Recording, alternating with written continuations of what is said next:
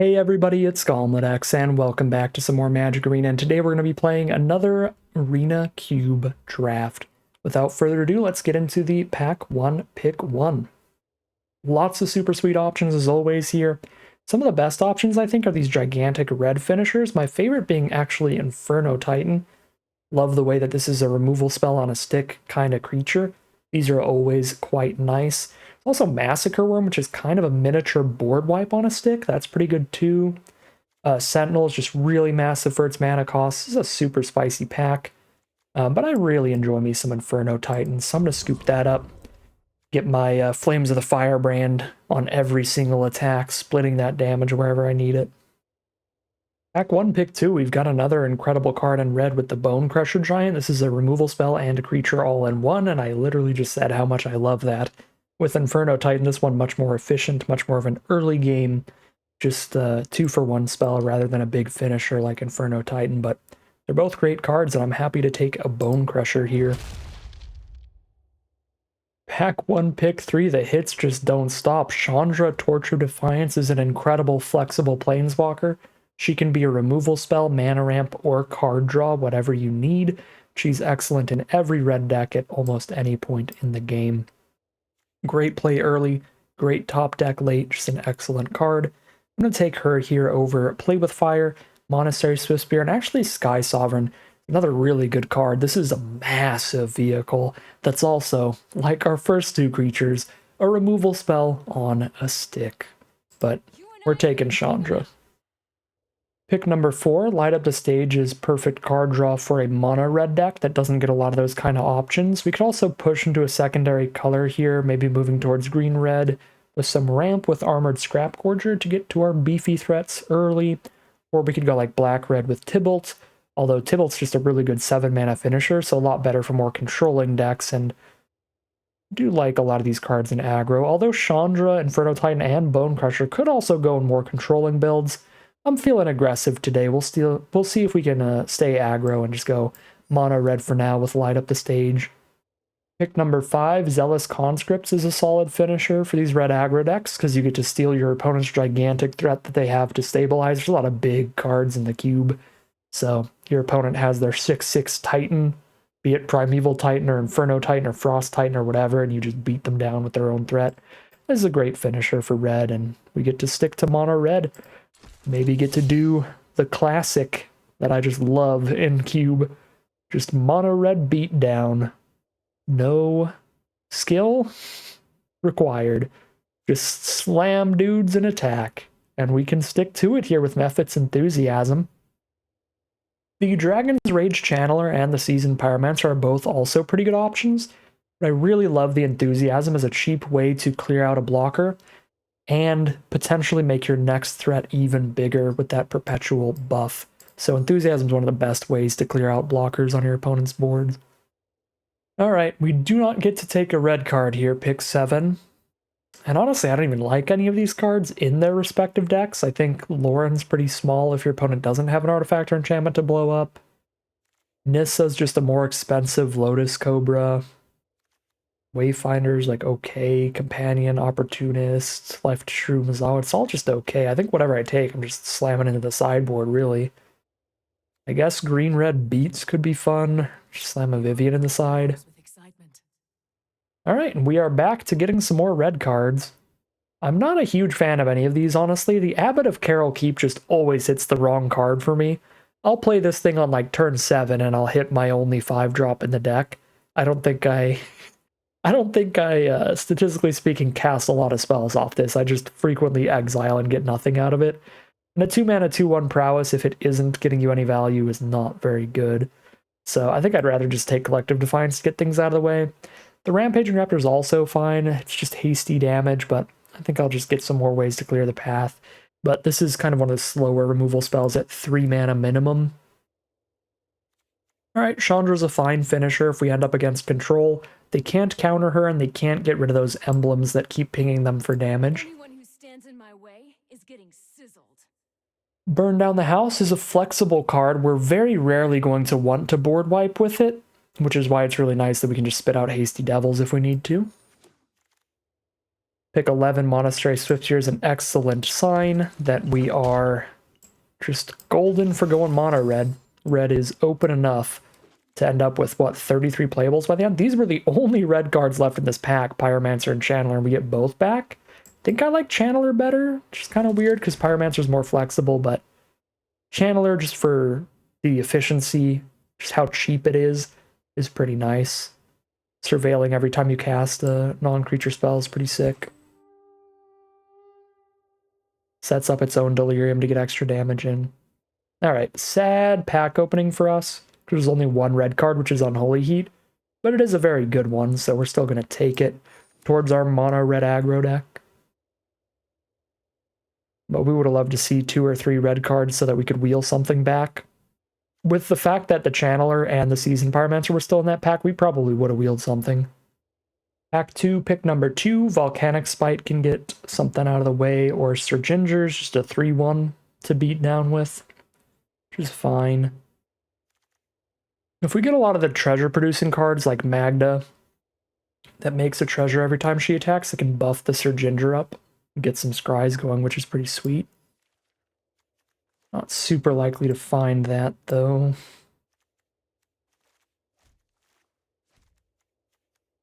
But I do need more threats, it looks like, over removal right now. We've got Heat, Enthusiasm, and Defiance. I'll take the threat here. I'll take Sir Ginger. Now we've got a Molten Impact for removal. Take that over Hangerback Walker or Bank Buster. Pick 4. No red left, so we have to speculate on a secondary color. Go red-white with Blade Splicer. That's 4 power and toughness for 3 mana. 3 of which is on a first striker, which is pretty wild. Murderous Rider being double black means I don't think it's really an option. But Underdog or Shadow would be fine. Black aggro cards. And our Scrap Heap Scrounger is kind of half black here with the black ability.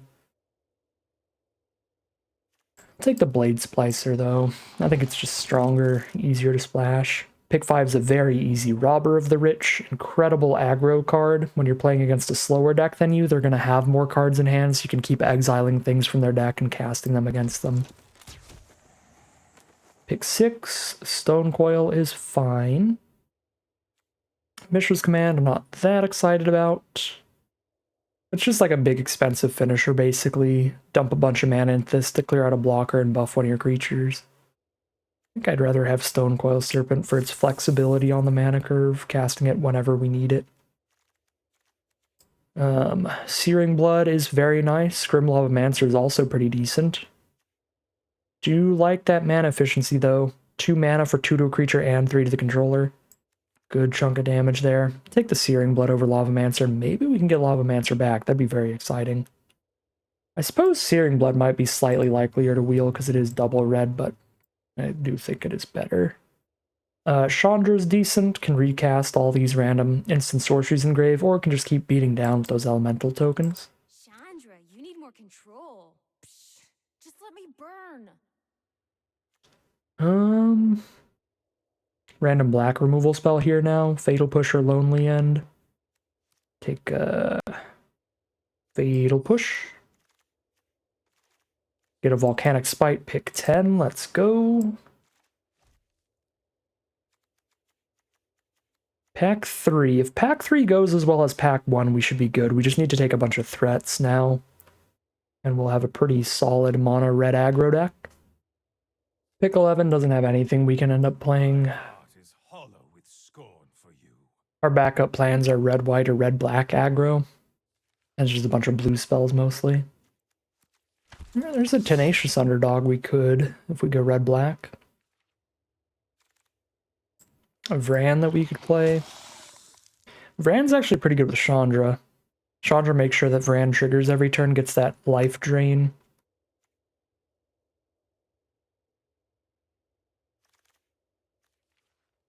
Take Mishra's Command over Harvester still.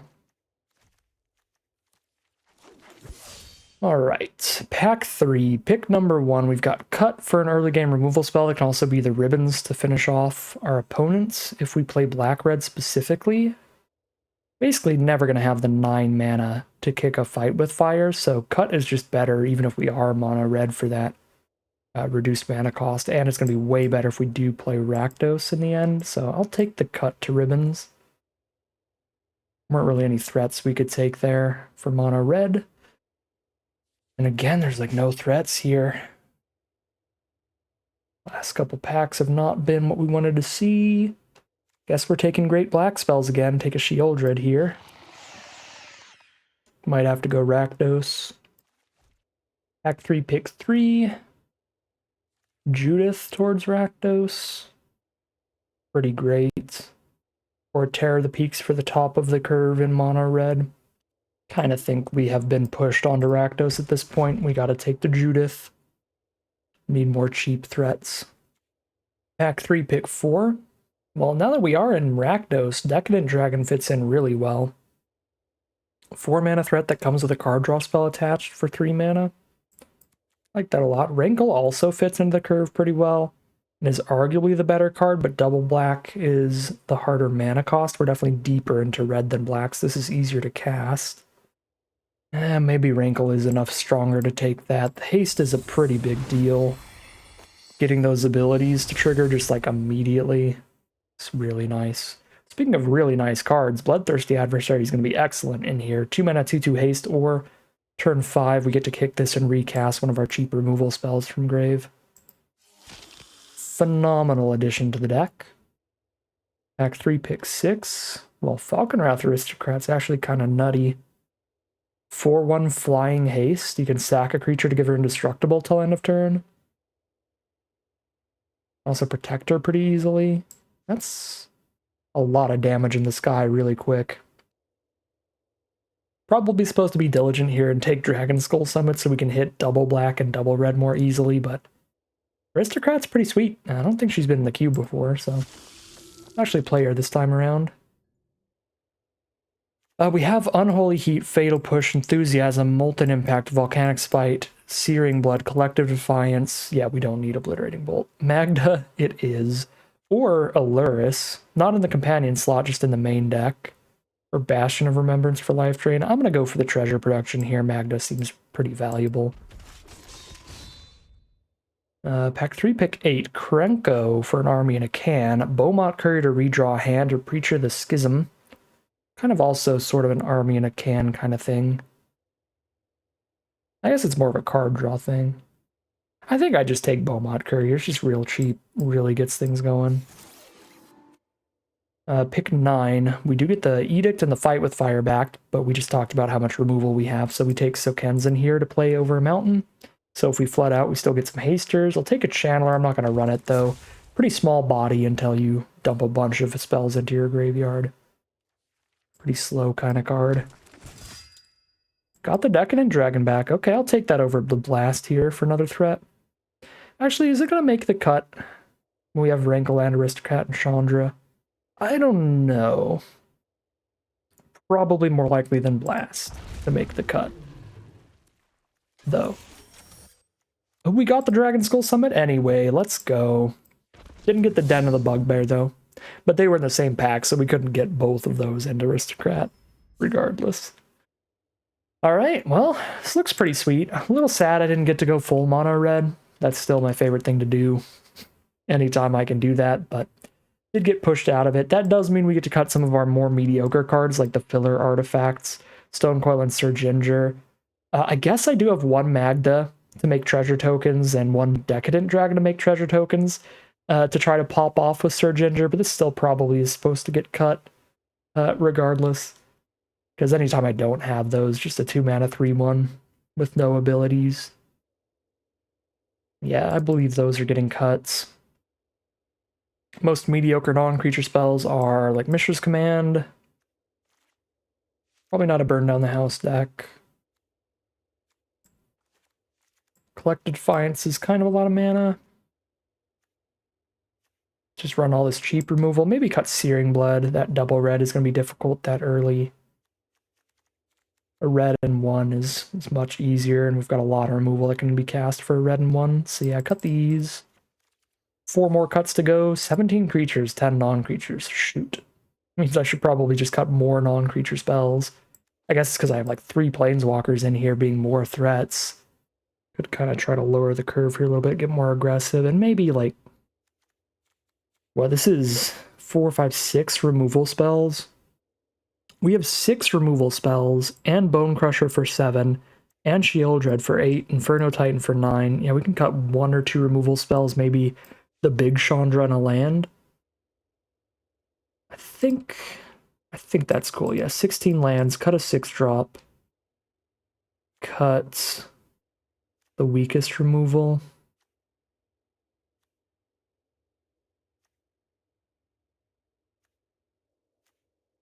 Is Fatal Push actually the weakest removal spell in this deck? It probably is.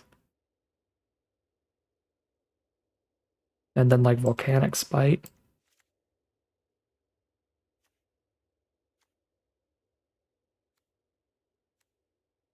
I'd like to keep the instant count a little higher for Delirium on Dragon's Rage Channeler, but I guess that's the only thing in the deck that wants the instant count higher. To have more card types.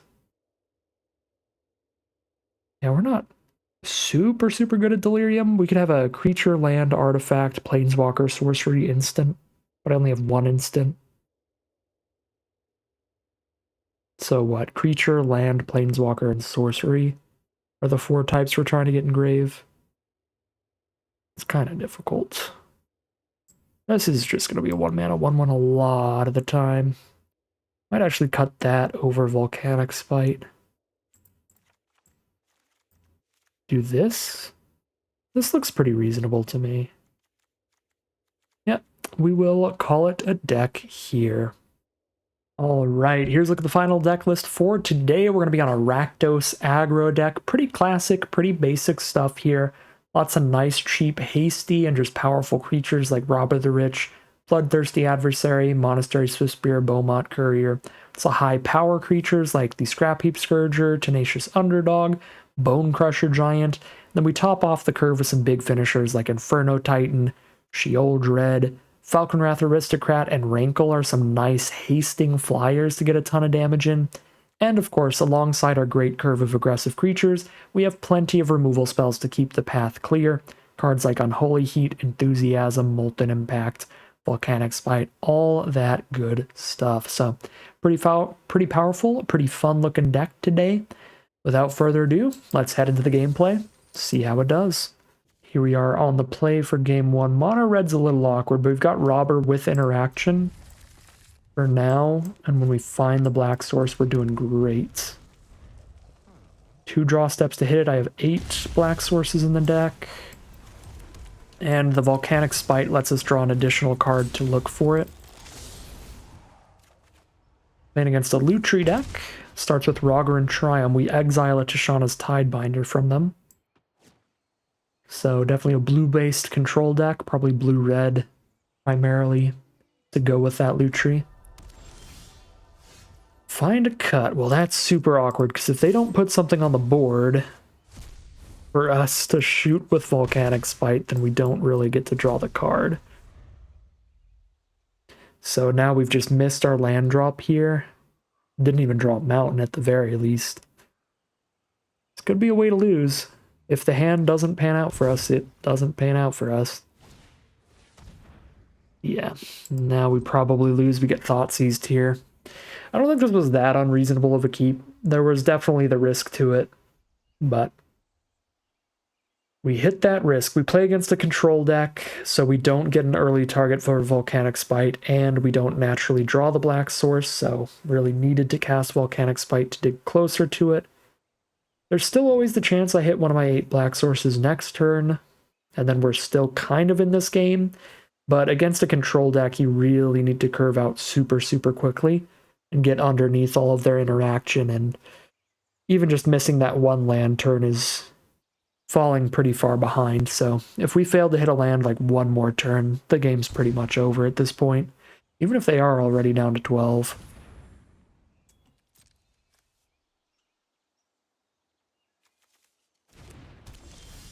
Alright. Still moderately in there then. They have 5 cards in hand. So we need to have 4, so I need to go land underdog to get the exile to have an option. And just hitting lands.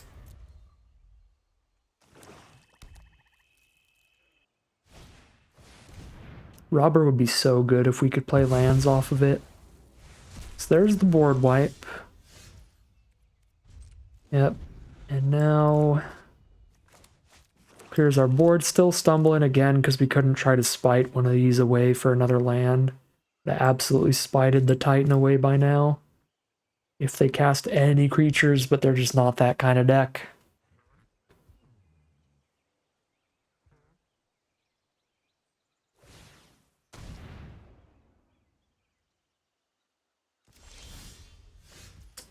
Yikes, this is a really bad matchup for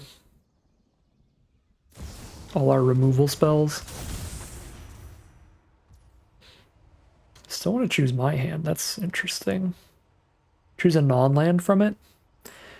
So I can spite here, and then if I find a land, I get to keep it. Cool. Keep the land. They probably just ditched the Aristocrat or the Rankle. I guess Aristocrat, because Rankle I don't get to cast unless I hit another black source. They could also let me keep all of them. Because if they do get rid of one of these cards, I get to draw a new one.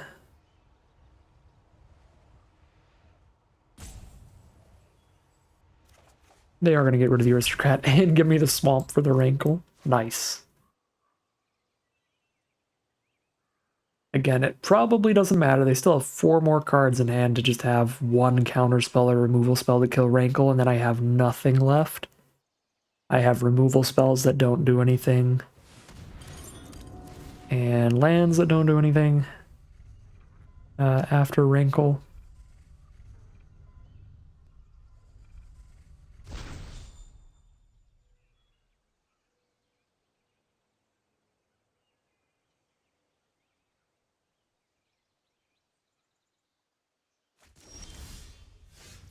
Yep.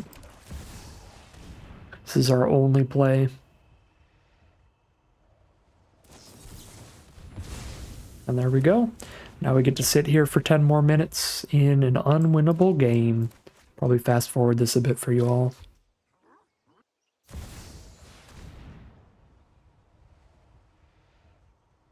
Alright, never mind. They killed me way faster than 10 minutes. They have Lutri Time Warp combo.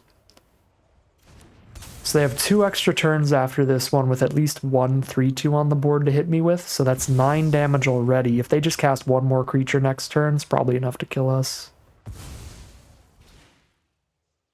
Just needs to be something big like a Torrential Gearhulk or something. Like a 5/6. Oh, well there you go.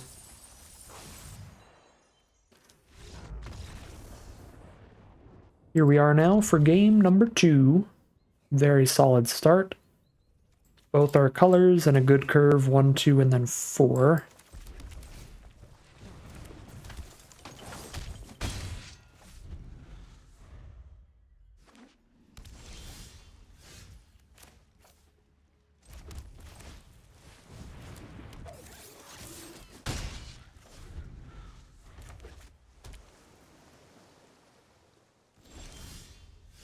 There's a Sheoldred coming up, that's pretty spicy.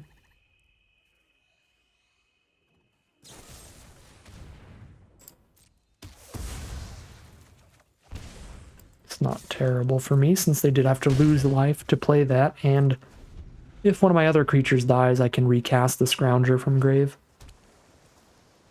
Blue-black control. Hopefully we don't play against exclusively control decks today, that'd be nice. I'm gonna untap and play a Chandra. Do I just want to Chandra kill Jacob Hawken? Kind of.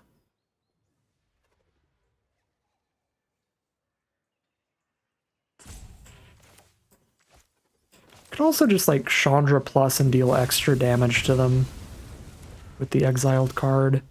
Feels reasonable too. Yeah, especially if I draw more removal anyway.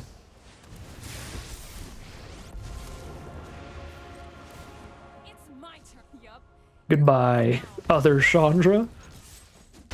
They're down to 11. Chandra literally exiling her past self. It's messed up. Shieldred, well, goodbye. Swift Spear. Well, this is going to be pretty funny. Shieldred the Shieldred. So we can Shieldred while we Shieldred. Yeah, let's go. This'll be easy. 2 more damage. They're down to 9.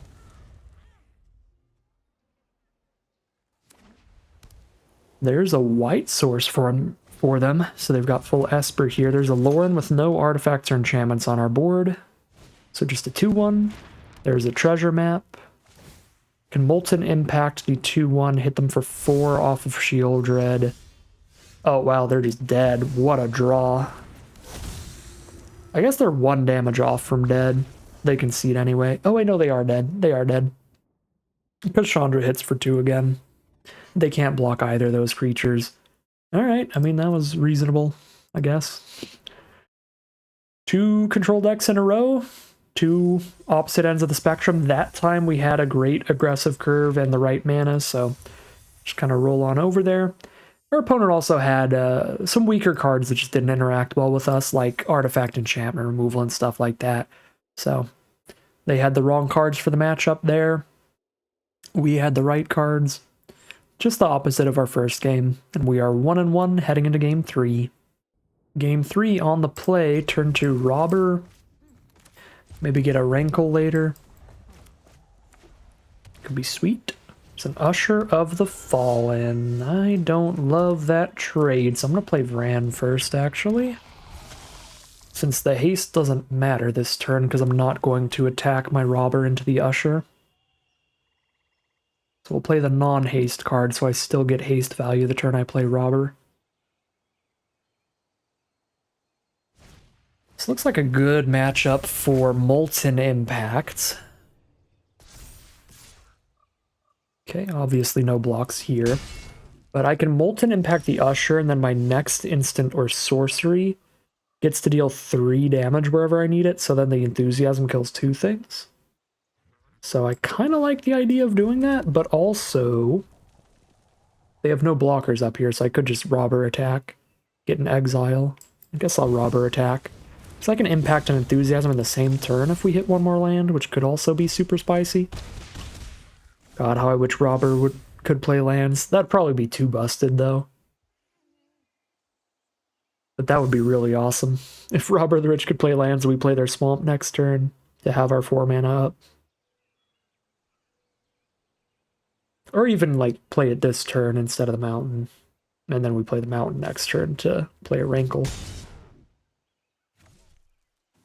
Alright, there's the 3rd mana. There's a Bitter Blossom. Feel like we're pretty happy to see a Bitter Blossom from our opponent. There's nothing I can cast, is there? No, so we're just gonna finally impact the Usher.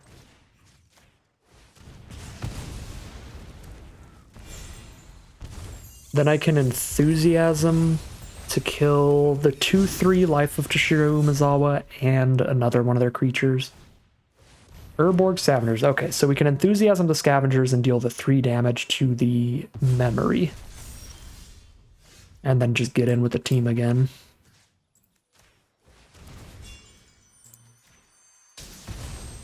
Very good work from Molten Impact. They're down to 7, and they have a Bitter Blossom on board, constantly pinging them. There's a Sorin for life gain. It's an issue if we don't hit a land for Chandra. So, of course, we will hit a land for Chandra like an absolute champion.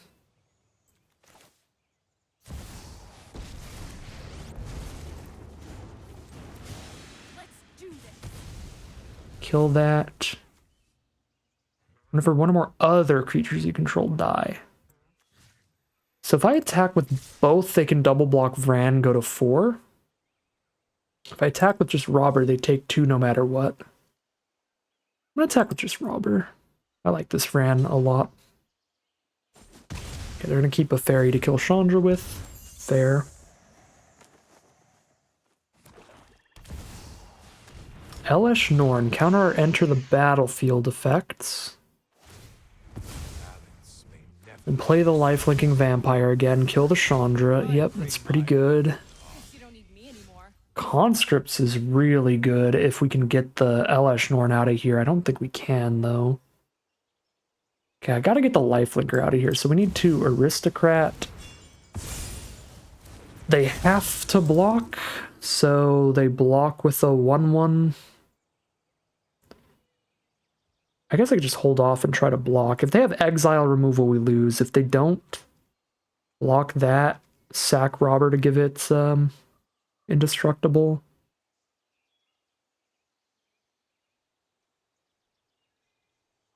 Hold up.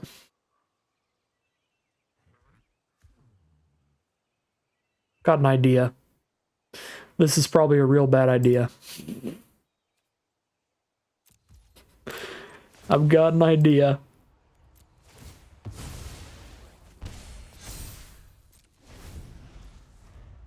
All right, let's see what happens.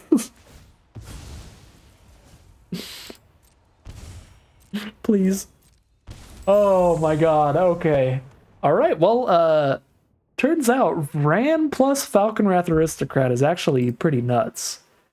You can sacrifice this to itself. Yeah, it's an old enough card you could still do that. I really miss that. You can't do that with a lot of newer cards. They have to sacrifice other creatures. But the fact that this could sacrifice itself made it just enough to get the 4 damage off of the Vran, because we could only get 1 per turn, so I had to Vran during our turn, then Vran during theirs before Bitter Blossom triggered, put them to 1, then Bitter Blossom kills them at the final damage. Well, that was a cool way to end the game. That's a fun little combo we have in here, Vran plus Aristocrats. That's very, very nice, and we are now 2-1 heading into game number 4. Game 4 on the play. A little awkward, we don't have double red, but can still go adversary into Scrounger into impact. Or the other way around if I think I'm going to want to be doing flashbacky stuff. Hit a Vran here. I guess that does mean I've got enough cheap threats to wait on adversary for a while. We might be able to go Scrounger into Vran into Chandra and then play adversary with a Molten Impact Engrave, but it looks like another control deck. It's another control deck. Light Up the Stage was a great draw, because I can play that and Vran this turn. Those are really bad hits from the Light Up the Stage, though. Inferno Titan's just gone forever. Underdog can be played this turn, though. We were really hoping for land. I guess we've exiled closer to them, which is definitely good. Like, if I didn't have a Light Up the Stage this game, I would have top-decked an Inferno Titan and top-decked an Underdog, and we'd have an Inferno Titan clumped up in our hand while we're waiting for 3 more lands to draw into. Yeah, Light Up the Stage was still very helpful, even if it didn't immediately find my second red source. Just getting this Titan out of the way. It's also not the second red. I'm going to pre-combat a Vran in case they use instant speed removal. Not really, because then they just respond by removing this while Vran's on the stack anyway, so. I guess it's better if they play a flash creature to try to trade off with. There's a couple of those. Yeah. Well.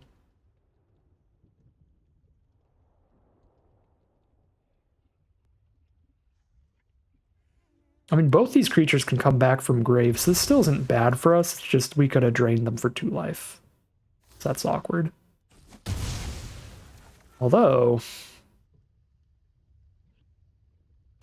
now I think I just play Aristocrat to get the 4-man investment out of the way, because otherwise I'm just playing 2/2 drops. Adversary with no kicker. I'm just going to play Aristocrat. I guess Vran Scrounger would have been the alternate line. Exiling the Underdog, but then I don't have the blitzing going on anymore. I feel like Aristocrat's the best line that we have at that point. It's kind of awkward because it's Aristocrat with no defenses, no other creatures to sack and give it indestructible. But we get it snuck past any counterspells at least. And it's still around, so that looks fine. I kind of want to play a Vran before I do anything else, because Vran Aristocrat was so sweet in the past. Could be sweet here as well.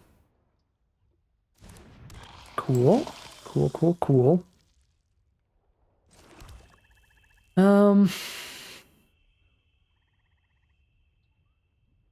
I kind of feel like I have to maybe exile Underdog, get Scrounger out. I guess I don't. We can just no-value adversary.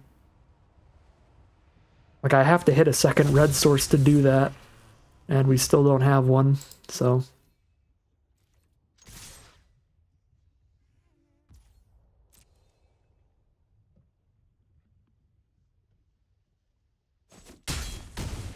They are down to 11. They need to Meat Hook Massacre me or Languish me here to have a shot at this game.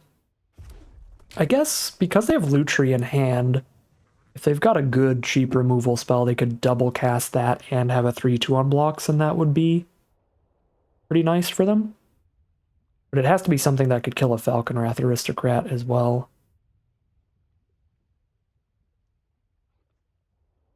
Unfortunately, Black's board wipes can both kill Falconwrath Aristocrat. They're all -X. Well, not all of them. There's Crux of Fate that destroys dragons, or destroys non-dragons. That wouldn't kill Aristocrat. But -X does break through indestructibility. Opponent definitely has to make some major decisions here, so they are in the think tank. Kolagon's Command. Make me discard a card and kill Vran. Can sack Vran to put a counter on Aristocrat, but Vran will not trigger for any life drain to our opponent. Just awkward.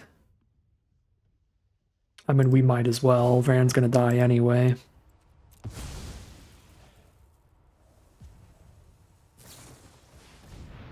Lutri the Kolagon's Command.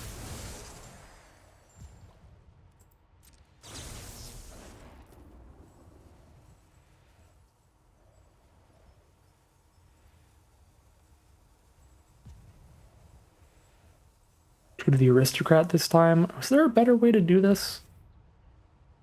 Yeah, I guess. I should have realized because they had the Lutri in hand, we just don't do anything in response.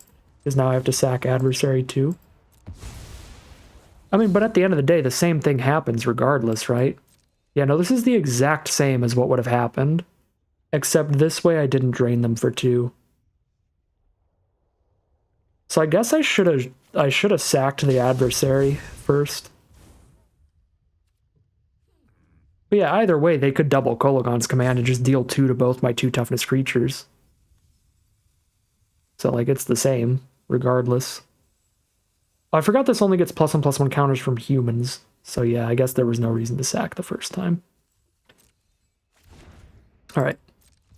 Cool. Cool. Underdog Aristocrat is very sweet. And now I also have stuff to exile for the Scrounger.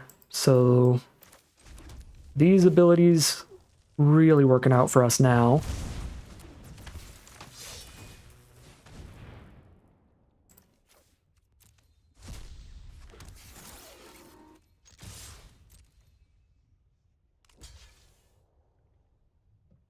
And when this dies at any point this turn, I draw the card, right? Yes.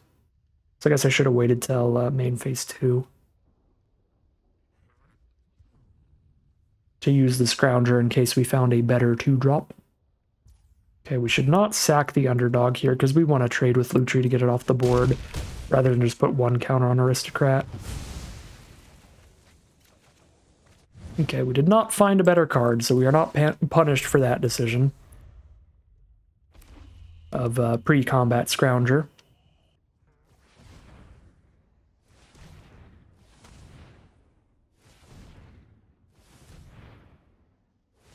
What is this? 6 mana? Like a Frost Titan or an Inferno Titan or something? Oh, they don't have double red with what they've tapped, so it's probably not Inferno Titan. The Titans are really cool. Kind of instantly just became really classic, really iconic cards. Grave Titan, Frost Titan, Primeval Titan, Sun Titan, Inferno Titan. Frost Titan was the biggest miss out of all of them, but I think they're all really nice in their own way. Wait, what just happened? Tap, tap, concede? Tap, tap, concede it is. Just dump a bunch of mana, try to make me scared of something, and then just for lulz, I guess. I don't know. I don't know if they accidentally passed there or if they were just like about to cast something big and they were just trolling. I don't know, but I guess we'll take it. We are now 3-1, guaranteed a solid 50-50 win rate at least. Still have not gotten worse than a 3-3 run in this cube cycle, so pretty solid stuff there. We'll see how much farther we can take this as we head into game number 5.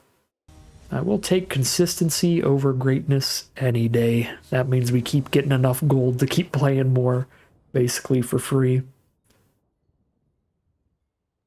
With consistent, solid runs.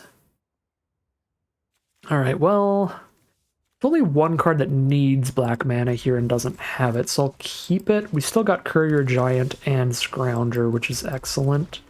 Against a green deck this time around. So we might find some use for our Volcanic Spite. Green-blue. Play a mana dork, play a mana dork, play a mana dork. Yeah! Alright. Perfect. Get that out of here and let me ditch my one black card. And find my next land. Beautiful turn for us.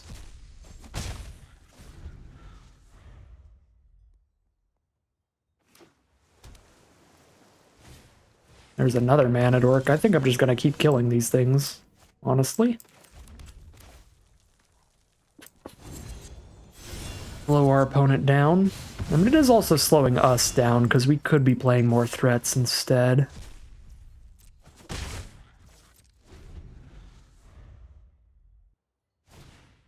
Quirion Beastcaller. 2/2 gets +1/+1 counters when they cast more creatures.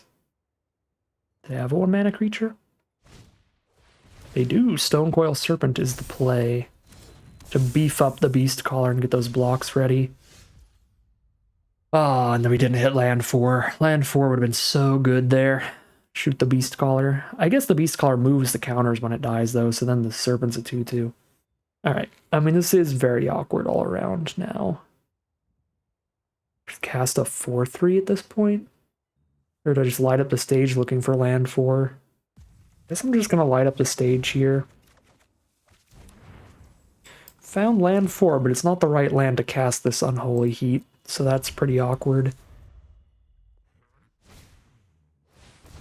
Not really awkward, it's just not perfect. Okay, they're still on 3 mana over there, which is decent for us. But we are taking immense damage right now. 5 mana available. I can cast Chandra, kill the Beastcaller, and if they try to put the counters on Stonecoil, I kill that too. If they put the counters on Tracker, then I have to chump block it. And that's a little awkward. Is there a better play than that? We just make a 4/3 Bone Crusher and use Unholy Heat. I guess I could Chandra and get 2 mana and play the Bone Crusher. Then I don't get to do the Unholy Heat before it's exiled forever.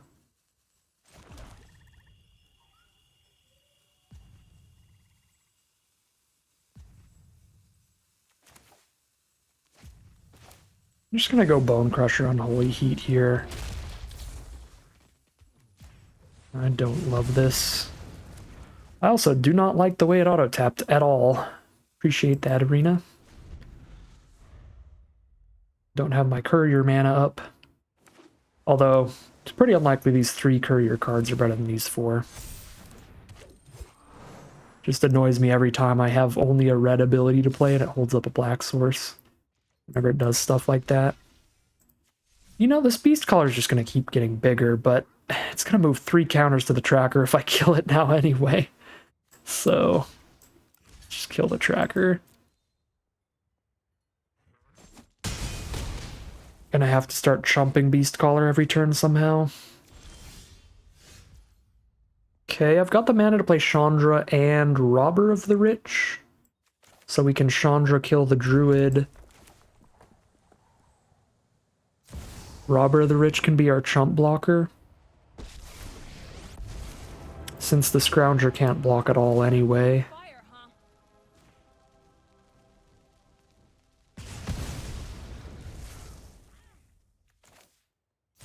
And then we use Courier to give us a new hand. After we do a bunch of chump blocks with our current board.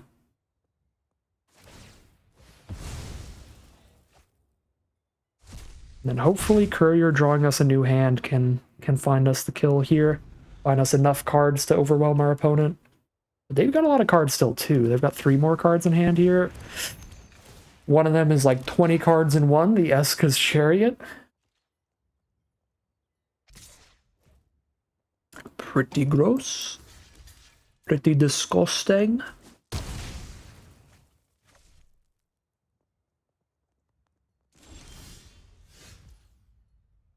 Okay, all I can do is get mana or a card out of Chandra, so we get a card.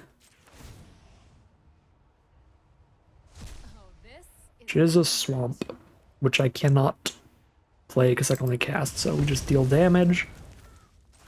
Judith and Scrounger it is. Hold up the red for Beaumont Courier. I want to have a red up for Courier and another red up in case I hit 1 red mana burn. I think Unholy Heat is the only 1 mana burn spell I have in this deck, but just in case.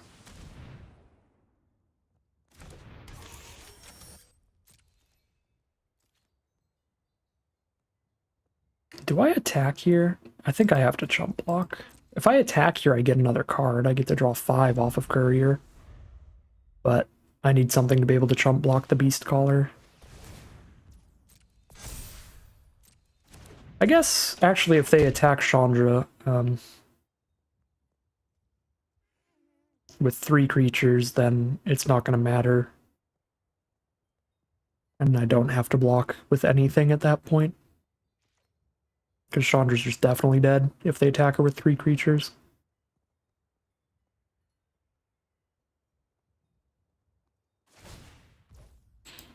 If they attack her with 2 creatures, I could block both of these and kill the Eska's Chariot. It's probably worth losing Judith.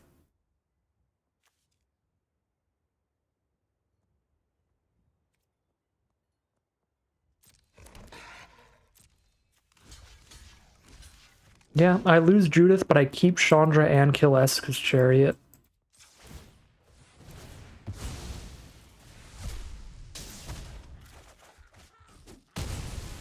And then we draw Inferno Titan. That's a really big one.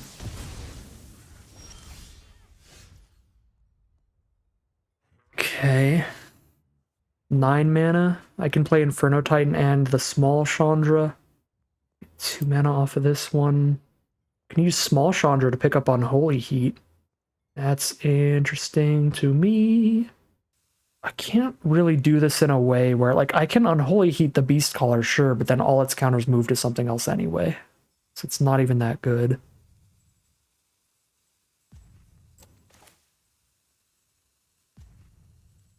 So just Titan as much as I can, like this.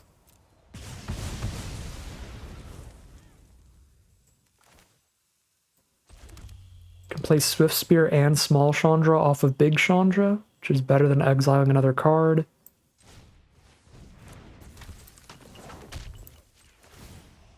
Yup, you're going down. It's better than having a plan. Basically, anything. And then I don't have the mana to recast a thing from grave. But I could have Unholy Heated a cat, I guess. But instead, we up Loyalty or we poke. They're at 14. I'm at 10. I think we poke. Because you're still small enough to pretty easily die. Hey, to whatever breaks through. This is surprisingly close still. But we'll see. They've still got more cards in their hand, so there's a lot of cards that'll just destroy us. Nothing past turn is so big for us. Now the world is our oyster with these two together. So... wow, yeah, that's actually really, really good. I don't even know what I'm supposed to do if they just let me do anything. I still don't love killing Beast Caller, but I can with this Chandra.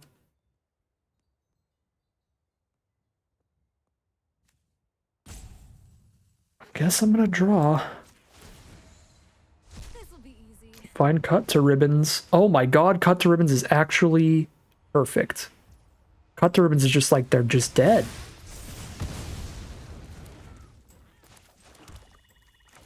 I can Ribbons for 2, 3, 4, 5, 6, 7 for 5 here?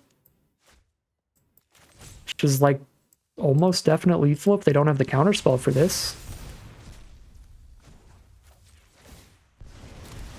Say hi to my go get 'em, buddies. Okay, show me what you got.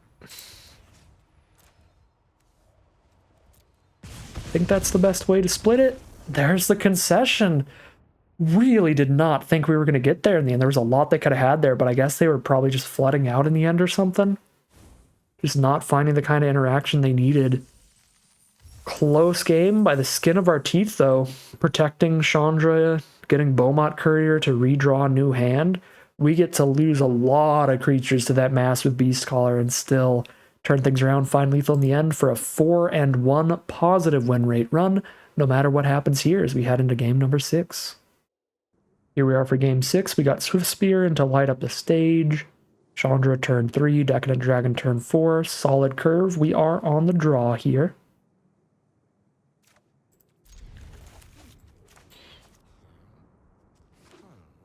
And our opponent starts with a Triumph. Ooh, now we can just play a Magna turn 2. I like that better than lighting up the stage. Get us the treasure tokens to drop our bigger spells quicker. Evolved Sleeper.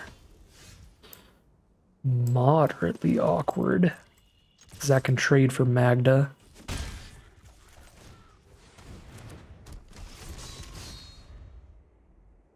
I guess if we play Judith pre-combat next turn, then even trades, we get to deal some extra damage to our opponent, which is pretty nice.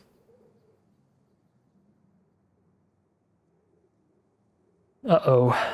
They're reading Magda. Please do not blow her up. She is my best friend. She's giving me monies.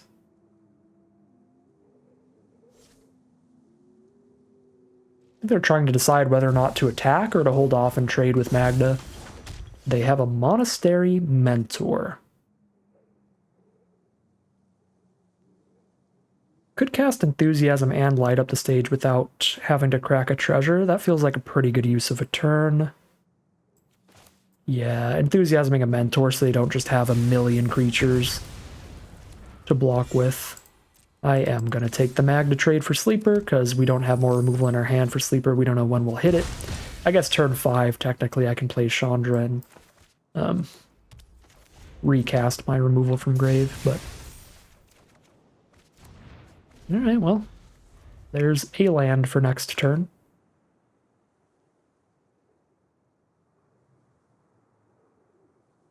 If we had cracked a treasure, then we could have played one of these this turn instead of playing Sokenzen. But I feel like it was better to have the treasure left over for a future turn. History of Benali is very nice. Multiple 2/2s with Vigilance. Yeah. What do we want to do here?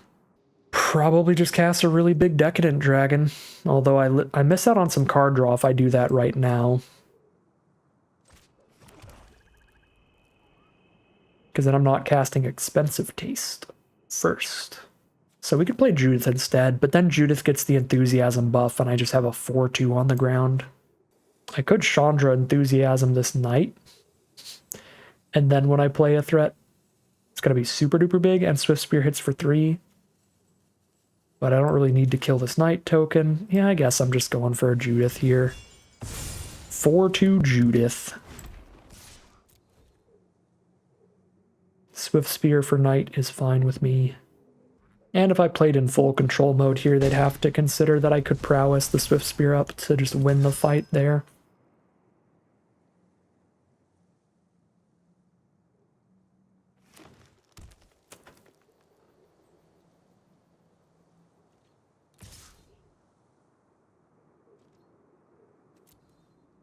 Come on in, knight token. There's Lord Skidder the Sewer King. That, post-combat, means they didn't get a rat to exile my enthusiasm from grave, so now I can kill it with this Chandra. Feels decent. They are going to get a big History of Benalia attack next turn, but I like getting the enthusiasm here. I'm happy as a hellion to start some fires. Get rid of Lord Skidder. Get out of here. Skedaddle. They're attacking with 2 4/3s with Vigilance. So Swift Spear is just not going to block well, so might as well send it in. They have to attack Chandra with both of them if they want to kill Chandra. Otherwise, I can just trade Judith into one. Creatures you control get +1/+1 lifelink. Good lord, that's impossible to race. Alright. Well, we need to mega kill Soren next turn. I guess we can do that with Rankle. They are both coming at our face. Cool. So we take 1,000,000 and keep Judith. So Judith goes with Rankle and Chandra and all that. Until your next turn, so they still have lifelink on blocks. Ew. Rankle is going to be a 4/3 flying haste. So I can trade here, ping for 1, play Rankle. Guess. Yeah. Guess I do actually trade at this point. Because Judith doesn't ping when the elementals die. And they're at 1,000,000 life. Anyway. So, Rankle. Find the Volcanic Spite to kill this, too. That's pretty awesome. So that's going to kill Soren. Spite this. Sure, let's just do it. Let's clear a path. Get as much damage in as possible.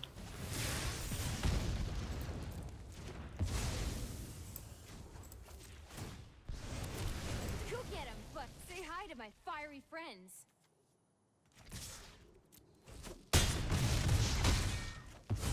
Alright, they've still got 3 cards left in hand, but we kind of still have 3 left in hand. Expensive Taste is a draw 2. And then the Dragon is the 3rd card. There's a Wedding Announcement. Doesn't do a ton here. They are stuck on mana, down at 4 lands only in a green deck. Things are looking good for us. I could clear out this 1/1 with Volcanic Spite. Doesn't seem incredible, though. Let's see what Expensive Taste finds. Finds a forest. Touch the Spirit Realm.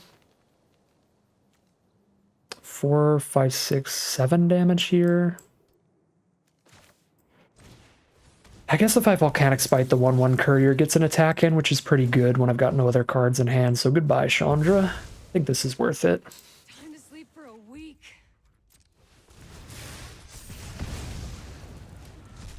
It's also his maximum damage output. They're down to 8. Each player draws a card, loses a life. Down to 7.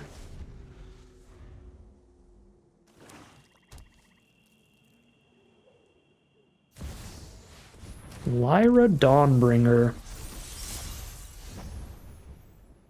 So that's a massive issue.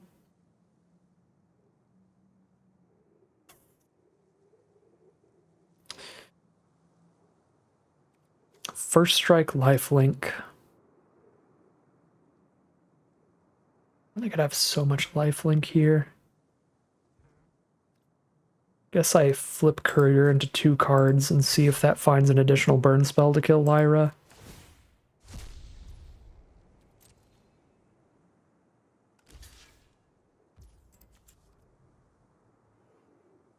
Oh no, I have to discard my hand. Oh, I'm such a doofus.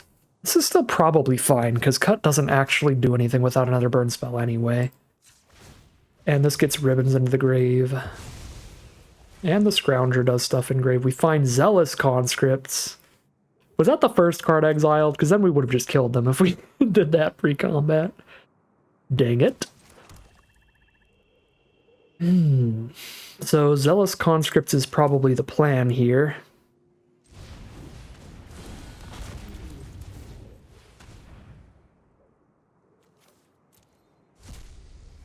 We've got a big board state and we steal their Lyra. They have to pass turn, hold up Lyra as a blocker to have a chance here.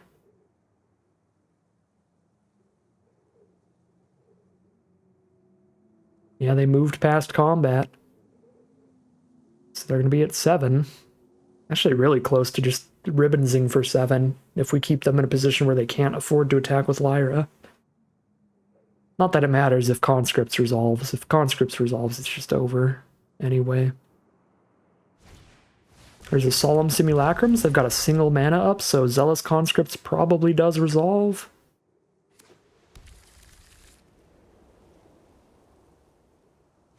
And the last mana goes to Gutterbones, giving us that guaranteed lethal here. Don't even have to worry about it. Conscripts the Lyra, and they have no flying blockers.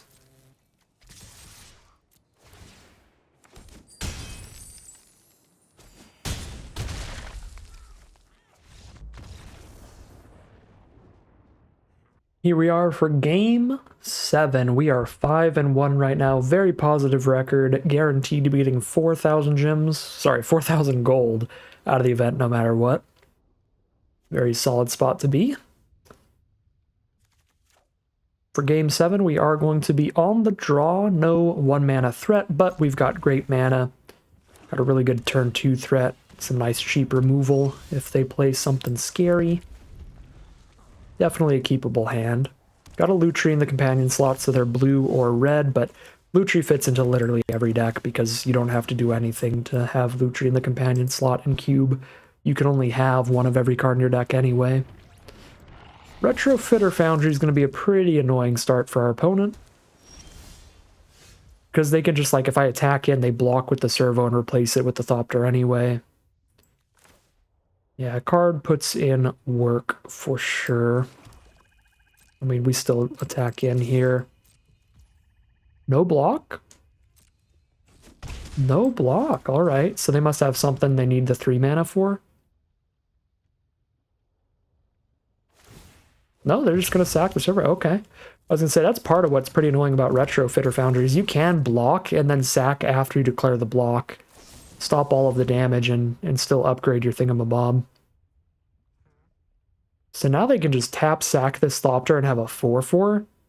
So I imagine I have to Unholy Heat this thing right now. Yeah, I can't afford them having a 4/4 to block with this early. Like, I guess I could Chandra the 4/4, but I'd rather just Aristocrat and jam in. Oh, and they're just going to hold all their mana up on me like that. Counter mana. Well, and this is going to suck whatever they counter. We'll go for Aristocrat. It's the best on the empty board. It actually resolves. Let's go, team. Oh, well, that's why. Goes right back to hand. Come back, team. We'll try again tomorrow.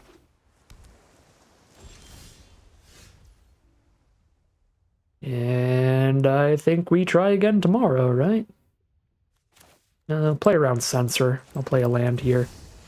I'd love to play another red source, but we could discard this for 1/1s if we draw another mountain at some point, so I'm going to hold on to it until the turn I play Chandra.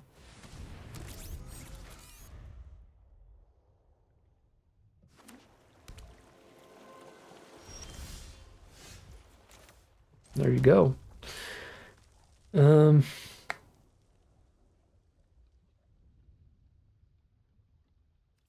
play a Chandra and plus her for the exile here, I think.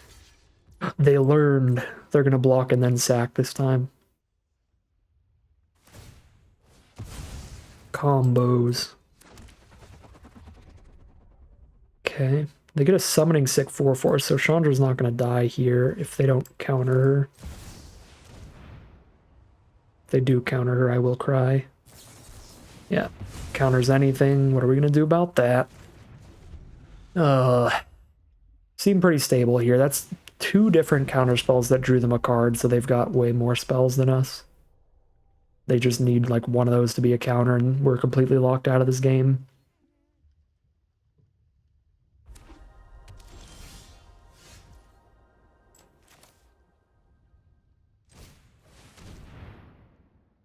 There's Judith. Judith resolves. Cute. I'll go for expensive taste during their end step.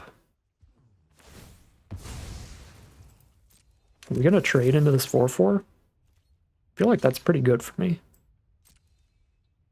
Uh-oh. They're in a combat trick. Ew. Yeah.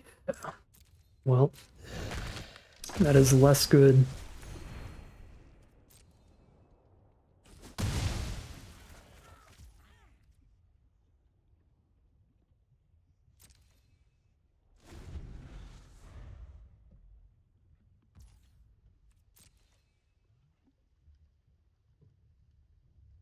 This Foundry is really annoying.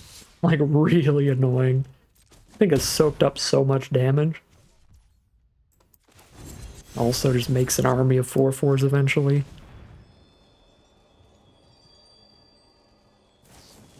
Yep, we're never resolving anything for the rest of history.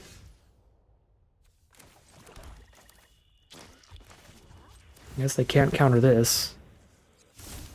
But they could just make 2 1/1s from Foundry over time and trade into these. This is really just... Retro Foundry's been insane.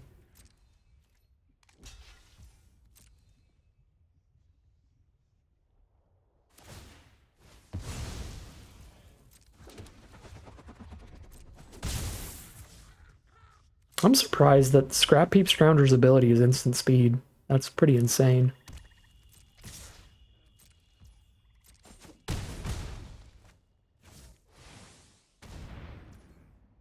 A lot of sorcery speed versions of this lately.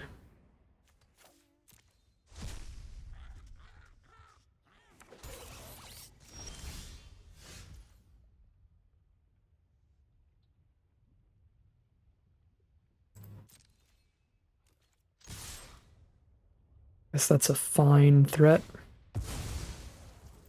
Can get us to trade up into the 4/4 here. With our recastable creature too.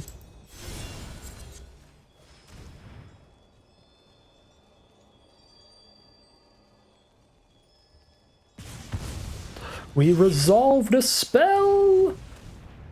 MLG!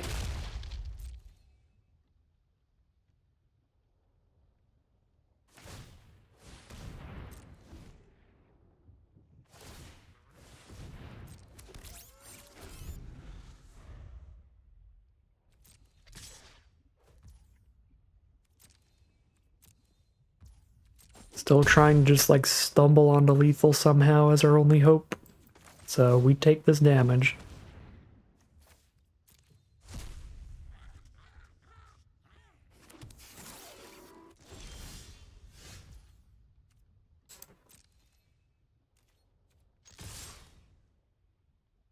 They still don't have a counterspell.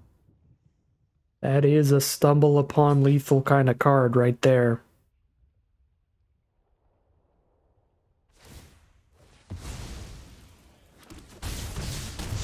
Down to 6, put them down to 3.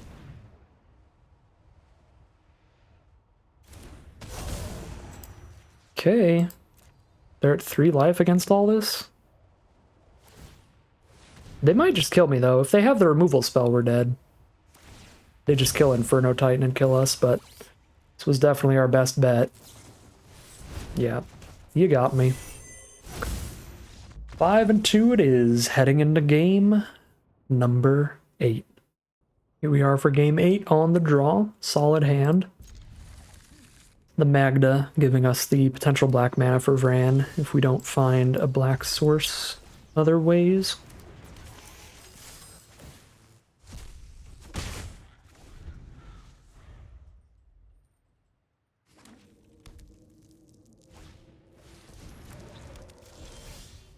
Alright, we found the black source, the Scrap Gorger to just run into as a brick wall.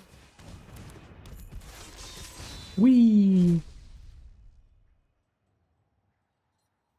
Should have Magded post-combat, because then they might think I'm trying to kill the Scrap Gorger. Bonk! Could enthusiasm that immediately to keep them off of 4 mana turn 3, but we can kill it next turn and play another 2-drop thanks to Magda. So getting our own mana dork out of Magda seems pretty important. Augur can play lands off the top. That's a huge card draw engine. I almost think that might be spookier for us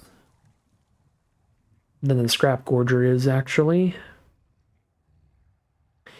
But the Scrap Gorger can exile our Scrounger, which is annoying. I'm still going to kill the Augur, because this also means more damage this turn. It means Magda gets to get in, and we get the treasure token to cast a 2-drop this turn.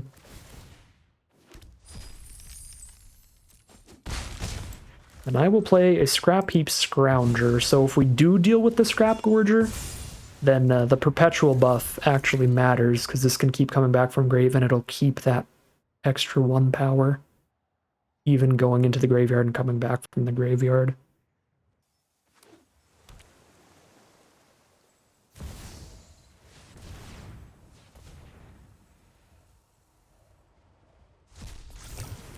Alright, there's a big old Vorinclex, so we kind of have to find specifically our Zealot conscripts to win the game against something that beefy. So that is hard to break through. Oh, hey there. Well...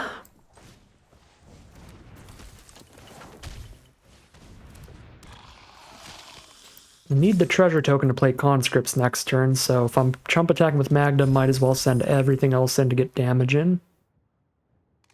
That is the one block I would never choose here, because I could just sack the courier and draw 4. I've only got 1 card in my hand. That's so awkward. I have literally the only card in my whole deck that I wouldn't want to just sack the courier if they do this. But like in my opponent's position, I don't think I'd ever choose to block courier, because your opponent already wants to sack it with only 1 card in hand. Alright, well... kind of think I have to sack it, because we're dealing 6, 7, 9 to them if I do. And I'm getting a fresh grip of 4 cards. It's gotta be worth it. What a bummer.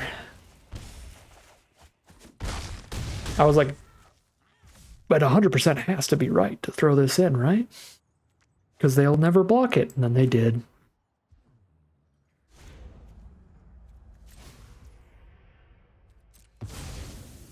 Get some more options for next turn. Oh, those are awesome options. Yeah. It's so awkward that they made the only block that would make not attacking with Beaumont Courier correct, when I think I just thought it was going to be so unlikely for them to make that block. And then also I drew like exactly the kind of cards where conscripts would be better. Conscripts is better than 4 lands and a Robber of the Rich. These 5 cards are weaker than Zealot conscripts. That was just not a good turn cycle for us at all. Okay, cut helps a lot, because ribbons is wild here. I guess they've got the Scrap Gorger for ribbons, which is annoying. Yeah, they do. So if I cut, I can only ribbons by doing it right now for like 2. I mean, they block and kill 1 creature with Vorinclex. I still have to cut, because then they can only kill 1 of our creatures here. But Ribbons is a goner. Unless I cut Scrap Gorger, but I have to cut one of the creatures that can actually kill something on blocks.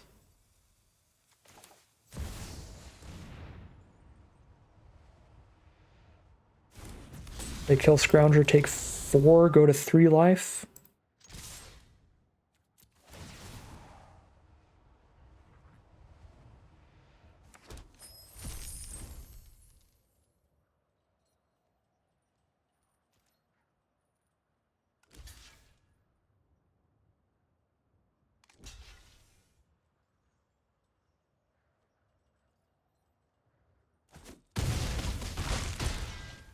Okay, and now with the Robber of the Rich on board, I want to play a land from hand instead. If I try to Scrounger right now, they respond by Scrap Gorgering it. But if they do that right now, then I can Scrounger in response. Can't Ribbons in response, so Ribbons is definitely gone, but I'm going to Scrounger right now before the Scrap Gorger's untapped.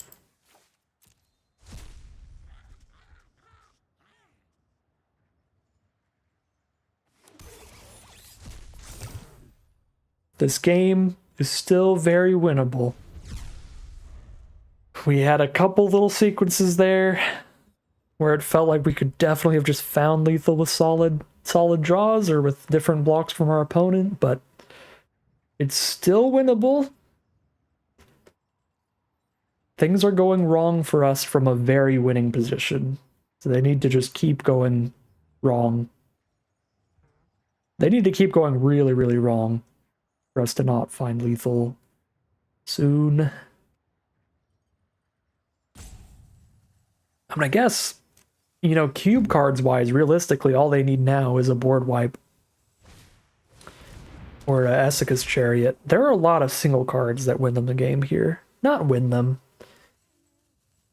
That completely stabilize them. And then we could still, like, draw into a hasting flyer like Rankle or the Aristocrat to kill them. Speaking of... Alright, Aristocrat, you make up for everything. No, you don't. Vorinclex has reach. They're still dead on board, though, so we still have to go for it. They only have 3 blockers. They block this, this, this, and take exactly 3 on board. Yeah, still gotta go for it. We get a Metamorph. Which is cool. Who is the starting player? They were the starting player, so I can also cast their Metamorph for 3. I get the cost reduction. Alright, and the lethal on board does work there. Alright, opponent hit us with the next level mind games with that Beaumont Courier block. I don't think I ever would have made that block, but it was the best block to make there. Got us to sack the Courier, and then the Courier did not find what we were looking for, so... There were some stressful turns in the middle, but we were still just having a nice aggressive curve against not too many blockers, so just having a wide board state breaks through for the final lethal, and we are now 6-2. Is this going to be our 15th 6-3 run, or will we get one 7-win trophy run this time around in the Arena Cube drafts? We'll find out shortly as we head into the final boss. Alright, here we are for the final boss. Opponents on the play-in. We're on mono black with 4 red cards in hand. That is a forced mulligan. His hand is significantly better. Can't do anything turn 1 because I gotta just play Summit. Yeah, we keep this hand. Ditch Volcanic Spite. Probably keep Chandra, I imagine. I mean, maybe we ditch Chandra. We need double red for, and we only have 1. Actually gonna ditch Chandra. That seems a little sad, but realistic. Alright. Well, I get to hold up Unholy Heat now. Not again. If I play Robber, I've got 5 in hand, they've got 6. I do get an instant Robber trigger. Not when they kill it, which they are doing right now. R.I.P., my friend.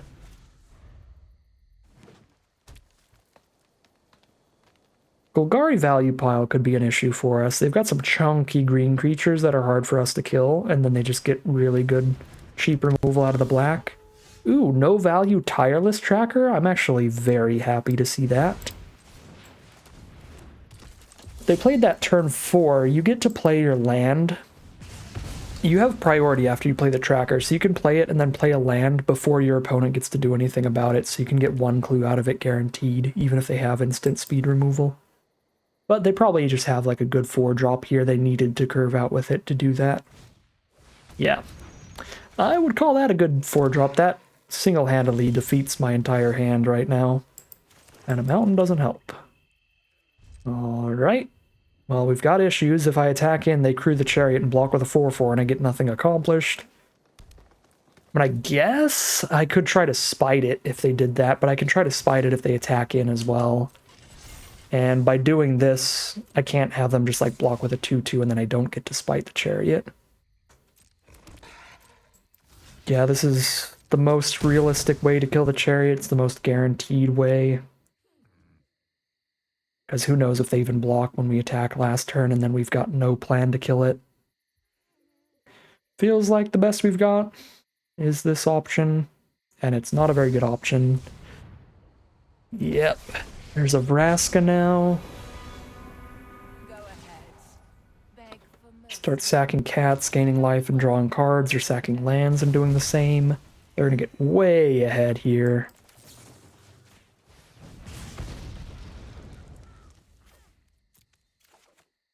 Bone Crusher Giant. Interesting to me. 2 damage to Vraska is not nearly enough, so let's just kill a cat here. So they have no blockers up, then I can Blitz Underdog and shoot her for 3 and draw a card. Blitzing, drawing a card, hitting Vraska for 3, better than just playing Magda or Bone Crusher. I could play Magda and Bone Crusher, so the question is it better than playing both?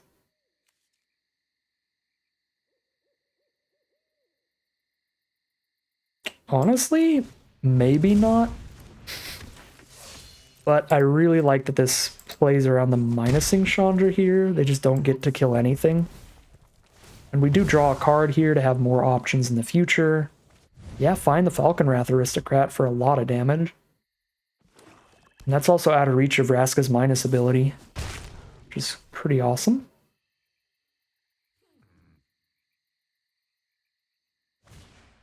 Workshop Warchief. That is uncool. It's a 5/3. When it dies, they get a 4/4. Okay, we find a Rankle as well. We are really finding our flying hasting threats. I enjoy that. Deals combat damage to a player. Each player discards a card, loses life, draws a card, or sacks a creature. Guess I could hit them and have us both discard a card. We discard Magda, then next turn I play Falconwrath Aristocrat, and we can hit Vraska with both of these. It's something.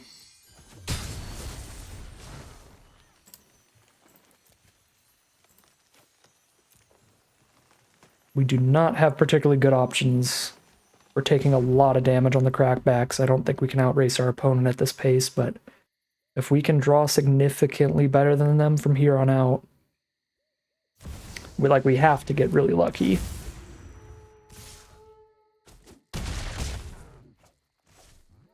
Down to 9. Yeah, they already have lethal on board, so now I can't even just snipe the Vraska.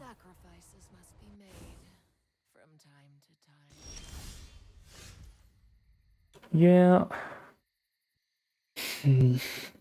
Yeah, if I play Aristocrat attack Vraska for 7, I just die. Take 9 when they come back at me. Now I'm just on Bone Crusher Giant to trade with the Workshop Warchief. But then they minus Vraska and still kill me. Because they just kill the Bone Crusher. So I have to play a 4 mana value creature. They can just kill it with Vraska. So I just Decadent Dragon. And then we have to trade Rankle into Warchief, and then they just get a 4/4 still. Out of the deal. Yeah, no, it's like everything they have is at least a 2-for-1. Oh, wow, they've got Infernal Grasp too.